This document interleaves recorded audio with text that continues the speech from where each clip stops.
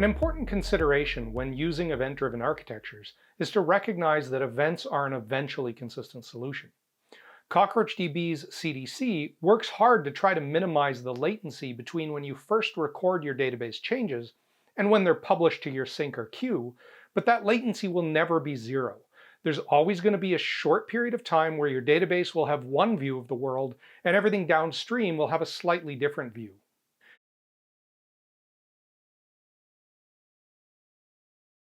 In event-driven systems, there are a lot of moving parts. It isn't just CockroachDB you have to think about. If your data is being published to a queue, you have to factor in the latency of that queue. You also need to consider the latency of your application. This latency can be further aggravated by problems such as head-of-line blocking, slow consumers, or failures that block your consumers.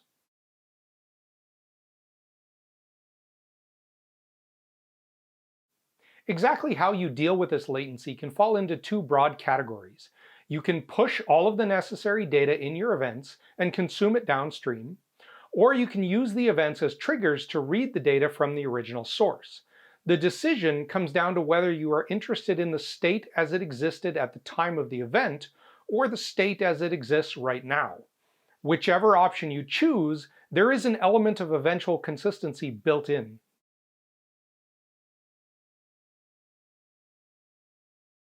If you obtain all of the necessary data directly from the events, then you are guaranteed that the data will be consistent with what was in the database at the time the event was recorded.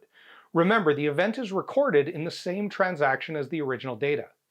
However, it is entirely possible that by the time you receive the event, the data in the original database may have changed. Someone may have pushed a subsequent update, and there may be a future event that you're still waiting for. The key advantage to this approach is that it leads to more autonomy in your system. The receiving application has no direct synchronous dependency on the original data. This can lead to better scalability, reliability, and responsiveness.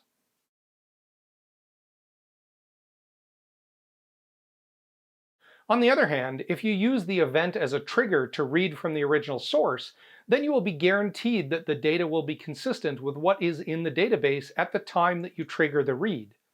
However, that may not be consistent with what was in the database when the original event was issued. Again, someone may have pushed a subsequent change and there may be future events you're still waiting for. Compared to the previous solution, this option results in a more brittle implementation. There is a direct synchronous dependency between the receiver and the sender.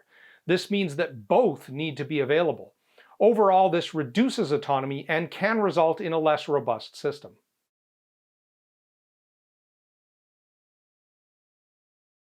When you build your own event-driven systems, you will need to understand where eventual consistency is appropriate and where it's not.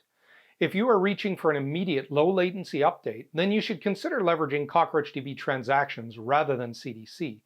In this case, you'll want to ensure those transactions do not cross any microservice boundaries. However, you also shouldn't assume the entire system requires strong consistency. There are probably many places where eventual consistency is not only sufficient, but is actually expected. In these cases, crossing microservice boundaries is acceptable, and this is where event-driven architecture and CDC will really shine. Remember, each technique has its trade-offs, and if you apply them incorrectly, your users will end up paying the price. Understanding which parts of your system need strong consistency and which ones don't is a big part of building a robust event-driven application.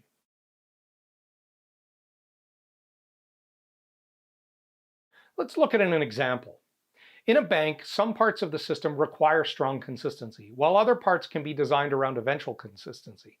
When you deposit funds into your account, often a lock is placed on those funds while the bank waits to clear them. This can depend on how you do the deposit. For example, a deposit through a bank machine might lock the funds, while a deposit through a teller might not. When the funds are locked, your balance may show the deposit having completed, but the funds may not be immediately available. This is a form of eventual consistency. Meanwhile, you may have a payment coming out of your account that requires those funds. Because they are locked, that payment should fail. However, sometimes banks may allow an overdraft on your account. In this case, even though the funds aren't available yet, the bank will allow the payment to go through. When the funds become available, everything will balance out. This is another form of eventual consistency. These are just some of the more obvious examples, but within a banking system, there are many places where eventually consistent solutions are being applied.